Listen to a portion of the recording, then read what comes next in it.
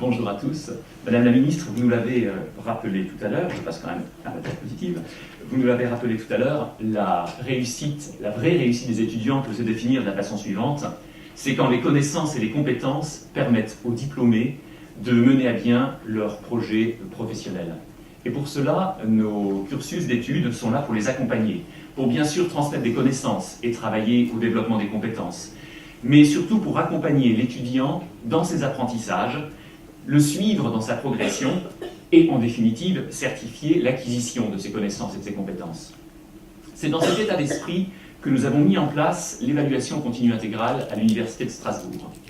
Traditionnellement, l'évaluation est une pratique institutionnelle qui, en fin de semestre, valide l'acquisition d'une façon terminale des connaissances, c'est-à-dire vient sanctionner la fin d'une période d'études.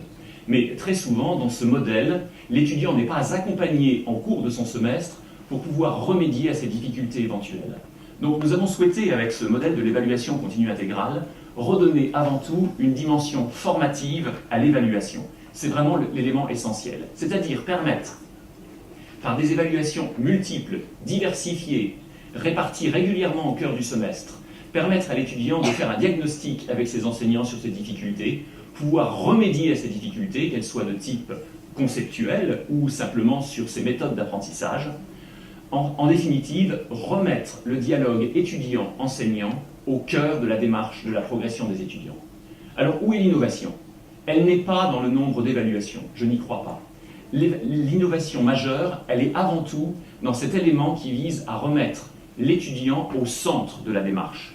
Et c'est pour cela que j'aime bien représenter le CI de cette façon suivante. L'étudiant est au centre et autour, il y a une équipe pédagogique qui est au service de cette progression.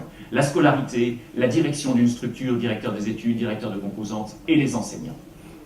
Ce que cela signifie, c'est que c'est l'ensemble de cette structure qui va permettre de se poser des questions sur le sens même de l'évaluation. Qui va évaluer? Comment va-t-on le faire? Quand? Pourquoi? Comment? Toutes ces questions doivent être réfléchies d'une façon pédagogique et par une équipe tout entière pour, en définitive, permettre à l'étudiant de mieux réussir.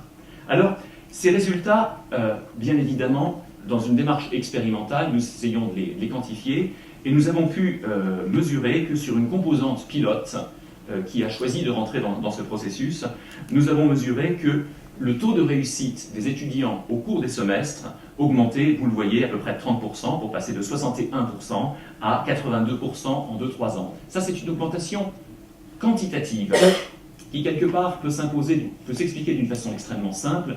Les étudiants travaillent plus quand on leur demande ou quand on les oblige à des rendez-vous plus réguliers. C'est mécanique. Mais par ailleurs, il y a toute une démarche qui est totalement qualitative. L'idée de fond étant qu'on réussit mieux en s'entraînant.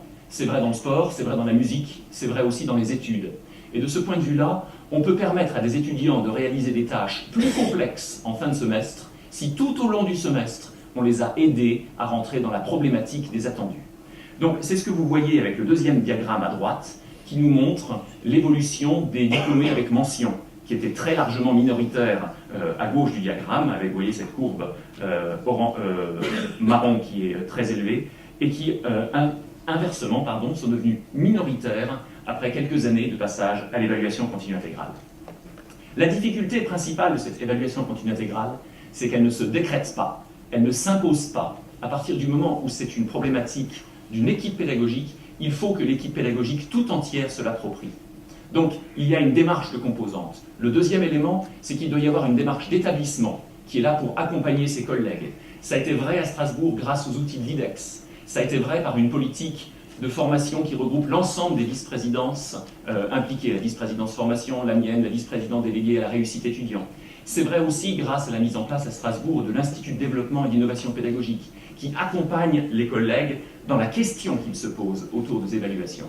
Enfin, il y a un dernier frein, c'est que la réglementation en vigueur permette aux enseignants d'aller dans ce sens. Et de ce point de vue-là, c'était l'une des conclusions d'un des groupes de travail que vous avez mis en place en octobre, c'est peut-on permettre aux enseignants d'être en formation ce qu'ils sont en recherche, des innovateurs et des expérimentateurs.